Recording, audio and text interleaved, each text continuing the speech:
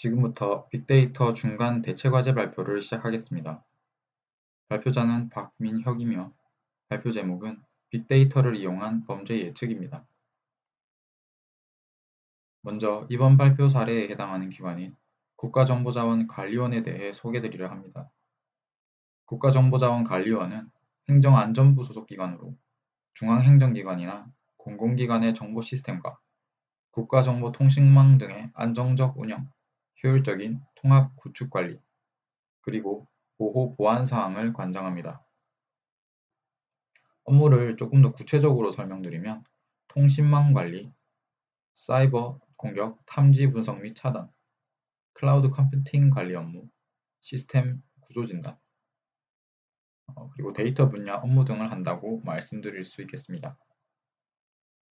특히 데이터 분야에서 국가정보자원관리원이 진행해온 몇 가지 프로젝트를 말씀드리면 교수님이 강의에서 소개하신 사례인 CCTV 취약지역 분석 프로젝트에도 참여기관으로서 국가정보자원관리원이 함께했고 한국과학기술정보연구원이나 CJ 올리브 네트워크스와 같은 타 기관, 타 기업과의 빅데이터 분야 업무 협약을 체결하기도 했습니다.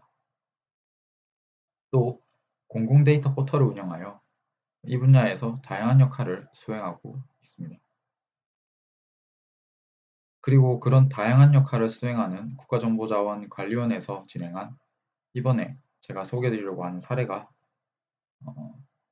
국가정보자원관리원이 경찰청과 연계하여 빅데이터를 이용한 범죄 예측에 첫발을 내딛은 사례입니다. 두 기관은 송도 도시공원과 인천국제공원, 송도 청라와 같은 신도시, 인천 남동국가산업단지, 외국인 밀집 지역인 차이나타운 등 복합적인 환경이 공존하는 인천 지역을 대상으로 빅데이터 분석을 수행해 범죄 위험을 분석하고 예측하고자 했습니다. 먼저 인천의 범죄 발생 지역의 특성을 구체하기 위해서 인천을 가로 200m, 세로 200m 크기의 총 23,000여 개의 격자로 나누었습니다. 격자 내에서 발생한 범죄 신고 발생 건수를 기준으로 A, B, C, D, E 총 5개로 군집할 수 있었습니다. 5개로 분류된 군집은 그 특성을 월별, 일별, 그리고 2시간 단위로 세분화합니다. 여기 사진들은 군집별 거리뷰를 제시하는 것으로 그 차이를 시각적으로 눈에 띄게 확인할 수 있습니다. A군집의 경우에는 범죄 발생 빈도가 최상위이며 주변의 유흥가가 필수적으로 나타납니다. 주말과 0시에서 2시 사이 심야 시간대에 112 신고가 크게 증가했으며 유동인구는 많지만 그에 비해 거주인구는 상대적으로 적은 특징을 보였습니다. 반면에 E군집의 경우 범죄 발생 빈도가 최하위이며 거주 유동인구가 모두 적고 8시에서 19시 사이 주간 시간대에 걸쳐 신고가 발생하는 것으로 나타났습니다. 이 역시 거리뷰로 그 차이를 확연하게 보실 수 있습니다. 여기서 그치지 않고 한 발 더 나아가서 범죄 발생 지역을 위험 지역을 예측하고자 했습니다.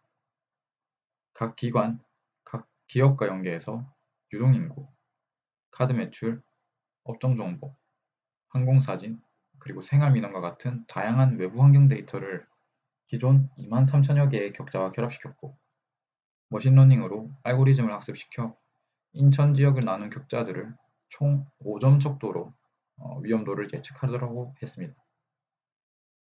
이 과정에서 LTSM 딥러닝 알고리즘과 그레디언트 부스팅 기반 캣부스트 알고리즘이 활용되었으며 위험도를 예측하는 데 앞서 군집화처럼 월별, 일별, 그리고 2시간 단위로 나누어 예측했습니다. 오른쪽 그림은 지도 위에 위험도 예측값을 시각화시킨 결과로 인천의 부평동 일대와 간석동 일대에서 위험 수준이 크게 나타나는 것을 시각적으로 확인할 수 있습니다.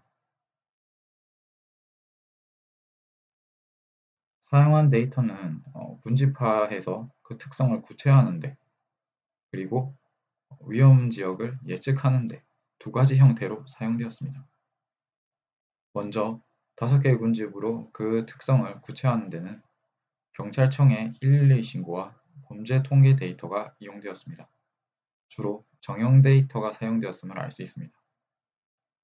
거기에 SKT의 유동인구와 카드 매출 데이터, 인천시의 항공사진과 생활민원 데이터, 그리고 소상공인 시장진흥공단의 업종정보와 같은 외부 데이터가 결합돼서 위험도 예측에 사용되었으며, 이는 정형 데이터 위주의 비정형 데이터가 복합적으로 사용된 형태라고 말씀드릴 수 있겠습니다. 예측한 결과를 기반으로 6주간 경찰관과 순찰차를 집중 배치하자 전년도 동일 기간에 대비해서 전반적인 감소 효과를 보였습니다. 신고 건수는 666건에서 508건으로 23.7%의 감소 효과를 보였고요. 범죄 발생 건수는 124건에서 112건으로 9.7%의 감소 효과를 보였습니다. 이거는 수치적으로도 가시적인 효과를 보였다는 점에서 물론 중요하지만, 기존 사후 대응에서 이제 위험도를 예측하면서 사전 대응으로 치안 패러다임의 변화를 시켰다는 점이 가장 중요한 성과를 보여주었다고 저는 생각합니다. 범죄 예측을 위해 사용한다는 기존 목적이 있었기 때문에 얻어낸 결과를 바탕으로 경찰청에서는 정책에 활용하게 됩니다. 하지만 이때 얻어낸 결과가 신뢰만 할 만한 방법으로 얻어내지 못했거나, 그랬다 하더라도 얻어낸 결과가 얻어낸 결과에 대해 판단하는 데 문제가 있다면 분석을 하는 데 사용한 자원과 치안 유지를 위해 배치될 자원이 효과적으로 활용되지 못하는 결과를 가져오게 된 것입니다. 다시 말해서 다량의 데이터 사이에서 어떠한 연관성을 가져올 수는 있지만, 그 연관성을 어떻게 가져왔는가, 그리고 그 연관성이 어떠한 의미가 있는지를 판단해야 된다는 사실입니다. 연관성을 어떻게 가져왔는가에 대해 예시를 설명해 보자면, 먼저 살인과 주치자 폭력, 절도는 같은 범죄라는 카테고리에 속해서 범죄 발생 1건 혹은 112 신고 1건으로 집계되게 됩니다. 만약에 앞서 발생 빈도가 최상위인 A군집에서 이 3가지 범죄 유형 모두가 가장 많은 경향을 보였다 하더라도 외부 데이터와 연결지어 그 연관성을 찾아본다면 그 양상은 상당히 달라질 가능성이 큽니다. 머신러닝으로 얻은 예측 모델에서 4번째로 중요한 환경 변수인 커피점 이용 여부가 범죄 유형별로 이제 세분화시킬 경우에는 주치자 폭력과는 그 연관성이 있더라도 살인과 절도의 경우에는 연관성이 적은 결과를 보여줄 수도 있다는 말입니다. 따라서 외부 데이터와 연관성을 찾기 이전에 범죄 유형을 세분화해서 각 범죄 유형에 따른 결과를 각각 얻어내어야만 신뢰도 있는 방법으로 연관성을 찾게 된다는 말입니다.